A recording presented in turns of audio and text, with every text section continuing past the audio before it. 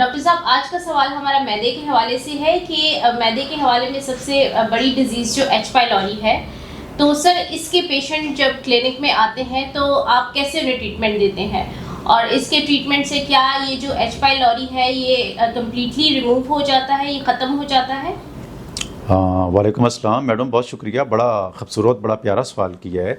H pylori चूँकि जैसा कि नाम से ज़ाहिर है कि ये एक बैक्टीरिया है जो मैदे के अंदर पैदा हो जाता है, तो इसको ठीक करने के लिए जो मैं अपनी क्लिनिक में प्रैक्टिस करता हूँ या होम्योपैथी का कोई भी अच्छा डॉक्टर जो प्रैक्टिस करता है, तो सबसे पहली जो डोज इसके लिए दी जाती है तो वो एच पाइलोरी इंस्टीट्यूट्स की दी जाती है।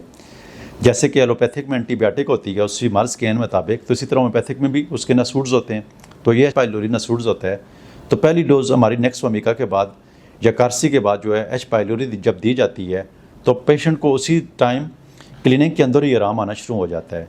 तो बहुत सारे मरीज़ जिनको मैदे के अंदर मसाइल होते हैं, एच पाइलोरी डोज देने के बाद जो मैदे के अंदर जो सिम्टम्स होते हैं, मिसाल के तौर पर किसी को मैदे के अंदर दर्द होता है तो उसकी मेडिसिन नटफास बनती है। अगर मिसाल के तौर पर मैदे के ऊपर बोझ बनता है और साथ में गुस्सा आता है तो उसकी मेडिसिन नेक्सोमिका होती है।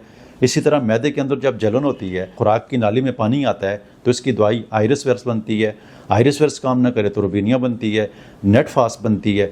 तो इसी तरीके से जब मैदे के अंदर ना दर्द होता है, और अक्सर मरीज़ ये कहते हैं कि दर्द और बोझ और ऐसा लगता है कि मैदे के अंदर कोई चीज़ पड़ी हुई है, तो इसकी मेडिसिन जो है एबस नाइग्रा है। तो देखें एक एक सिम्टम्स के ऊपर मेडिसिन बनती जाती है, बदलती जाती है।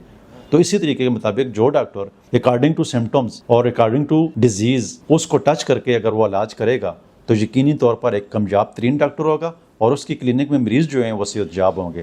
तो यही वजह है कि हमारे पास जितने भी आने वाले मरीज़ हैं, मर्ज़ की नौयत के मुताबिक इलाज होता है और सिम्टम्स के मुताबिक इलाज होता है। पैथोलॉजी को भी देखा जाता है और सिम्टम्स को भी देखा जाता है। दोनों चीज़ों को टच करके जब इलाज किया जाता है तो मरीज़ सेहतयाब हो जाते हैं।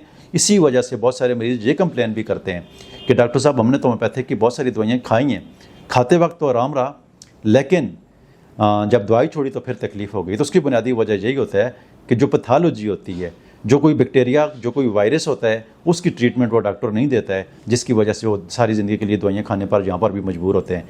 लेकिन जो डॉक्टर समझ कर और उस पैथोलॉजी के मुताबिक ट्रीटमेंट करता है तो वो कामयाब डॉक्टर होता है और बीमारियों को ख़त्म करने की सलाहियत होम्योपैथिक मेडिसिन के अंदर ऑलरेडी मौजूद होती है।